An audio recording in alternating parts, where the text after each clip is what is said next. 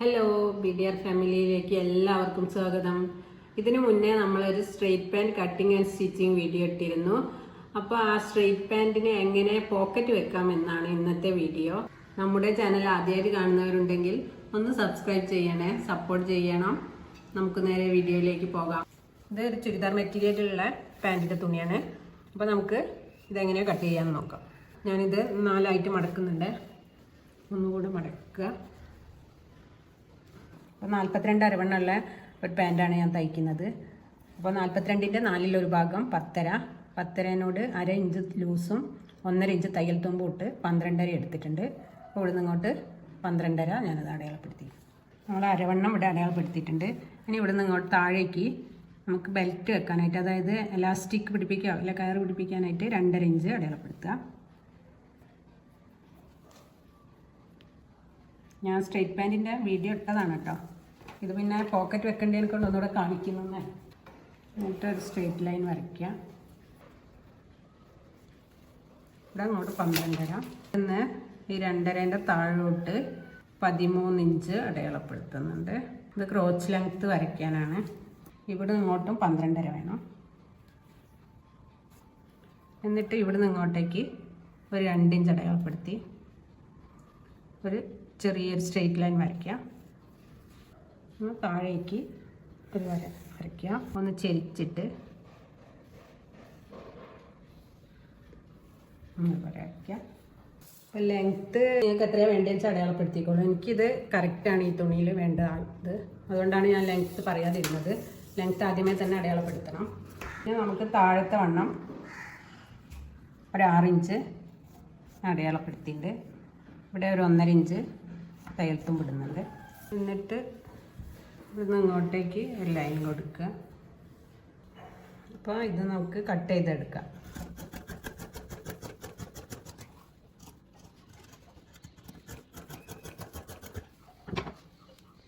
അപ്പോൾ നമുക്ക് ഈ ഫോൾഡ് ചെയ്ത ഭാഗം ഒന്ന് കട്ട് ചെയ്തെടുക്കാം. 4 പീസാക്കിയിട്ടുണ്ട്. ഇനി നമുക്ക് പോക്കറ്റ് വെക്കുന്നത് എങ്ങനെയാണെന്ന് നോക്കാം. അപ്പം ബാക്കി വന്ന പീസിൽ നിന്ന് ഞാൻ 11 ഇഞ്ച് നീളവും 14 ഇഞ്ച് വീതിയുള്ള ഒരു പീസ് മുറിച്ചെടുത്തിട്ടുണ്ട്. മേലെ നിന്ന് 4 ഇഞ്ച് താഴേക്ക് ഒന്ന് അടയാളപ്പെടുത്തുക. എന്നിട്ട് നമുക്ക് ഈ 4 ഇഞ്ചിൽ നിന്ന് താഴോട്ട് പോക്കറ്റിൻ്റെ കൈ ഇടാനുള്ള ഭാഗമായിട്ട് 5.5 അല്ലെങ്കിൽ 6 ഇഞ്ച് ഒക്കെ അടയാളപ്പെടുത്താം. ഞാൻ ഇവിടെ 5.5 അടയാളപ്പെടുത്തുന്നുണ്ട്.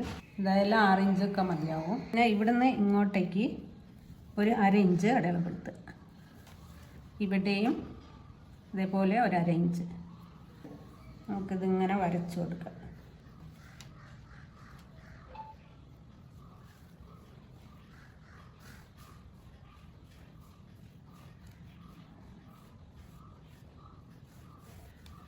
ഇതേപോലെ വരച്ചു കൊടുക്കുക.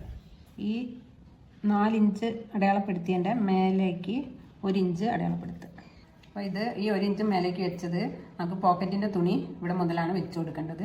എന്നാലേ ഉള്ളൂ ഈ അരവണ്ണം ഇങ്ങനെ മടക്കിയിട്ട് ഇങ്ങനെ മടക്കുമ്പോൾ ആ പോക്കറ്റിൻ്റെ തുണി കൂടെ കൂടിയാലേ ഉള്ളൂ പോക്കറ്റ് നമ്മുടെ പാൻറ്റിൻ്റെ മുകളിൽ ഉറച്ച് നിൽക്കും. ഇതാ 2 പീസ് എടുത്തിട്ടാണ് വരച്ച് വെച്ചത്. അപ്പോൾ ഇതൊരു ഭാഗത്തേക്കുള്ള പോക്കറ്റ് വെക്കുന്നതാണ് ഞാനിവിടെ വരച്ചത്. ഇനി 2 പീസ് ഇത് അവിടെ ഉണ്ട്. 2 ഭാഗത്തും പോക്കറ്റ് വേണമെങ്കിൽ ഇവിടുന്ന് ഇങ്ങോട്ടേക്കും അതേപോലെ തന്നെ ചെയ്യാം. പോക്കറ്റിൻ്റെ പീസൊന്ന് നമുക്ക് ഷേപ്പ് ചെയ്തൊന്ന് വരയ്ക്കാം. ചതുരത്തിലായാലും കുഴപ്പമില്ല. ഞാൻ പിന്നെ ഒരു ഷേപ്പിന് വേണ്ടിയിട്ട് ഇങ്ങനെ വരച്ചെന്നേ ഉള്ളൂ. അപ്പോൾ നമുക്കിതാ ഈ ക്രോച്ച് ലെങ്ത്ത് ഒന്ന് തയ്ച്ചെടുക്കാം.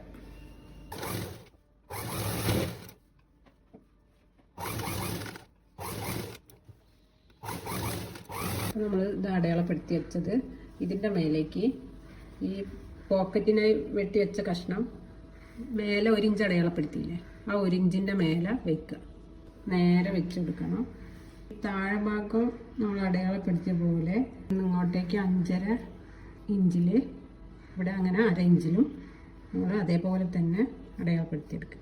അത് ഇളകി പോകാതെ ഇവിടുന്ന് ഇങ്ങോട്ടേക്കും ഇവിടുന്ന് ഇങ്ങനെ ഇവിടെ വരെ തയ്ച്ചെടുക്കുക.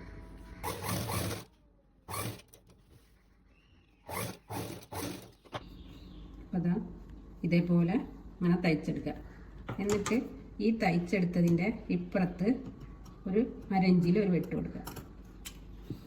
ഇതേപോലെ ഇവിടെ പുറത്തായിരിക്കണം, ഉള്ളിൽ ഇങ്ങനെ വെട്ടരുത്.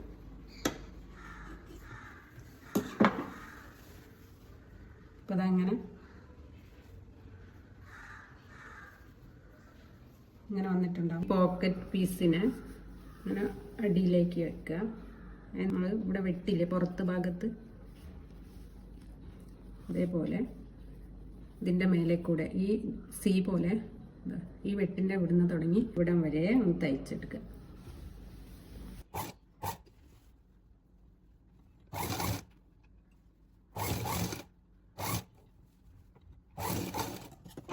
ഇങ്ങനെ തയ്ച്ചെടുത്തിട്ടുണ്ട്. അപ്പോൾ ഈ പീസ് ഇതാ ഇങ്ങനെ ഈ ഭാഗത്തേക്കാണ് വന്നത്, ഈ പോക്കറ്റ് പീസ്. അപ്പോൾ അത് ഉള്ളിലേക്ക് തന്നെ വെച്ചിട്ട് ഇതിലെങ്ങനെ താഴെ കൂടെ അരഞ്ചിൽ ഇവിടെ വരെ തയ്ച്ചെടുക്കുക.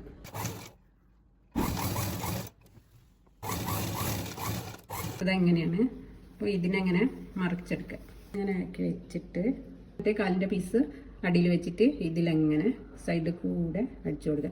ഈ ഭാഗം കൂടി പോകരുത്, പിന്നെ നമ്മളെ ഹോൾസ് അടഞ്ഞു പോകും കൈയിടാനുള്ള. അപ്പോൾ ഇത് കൂടാതെ ഇതിലെങ്ങനെ തയ്ച്ചെടുക്കുക. അപ്പോൾ നമുക്ക് ഈ പോക്കറ്റിനെ ഒരു എളുപ്പ വഴിയാണ്. ഇതിൻ്റെ മേലെ ഇങ്ങനെ റെഡിയാക്കി വെച്ചിട്ട് വെറുതെ ഒന്ന് ഇതിൽ തയ്ച്ചു കൊടുക്കാം.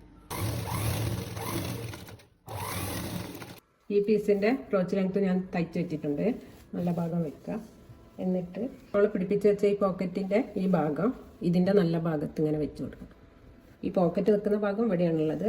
സ്റ്റിച്ച് കാണുന്നില്ല, ആ സ്റ്റിച്ചിൻ്റെ മേലെ കൂടെ ഇങ്ങനെ തയ്ക്കുക. താഴെ വരെ തയ്ച്ചു കൊടുക്കുക. ഈ സ്റ്റിച്ചിൻ്റെ മുകളിൽ കൂടെ ആകുമ്പോൾ ഈ പീസ് ഉള്ളിലേക്കായി വരും. അതിന് വേണ്ടിയിട്ടാണ് ഞാൻ ഇതിവിടെ തയ്ച്ച് വെച്ചത്. ഇത് ശരിക്കും ഇങ്ങനെ തയ്ച്ച് വെക്കണമെന്നില്ല, പക്ഷെ എനിക്ക് മനസ്സിലാകാൻ വേണ്ടിയിട്ടാണ് തയ്ച്ച് വെച്ചത്.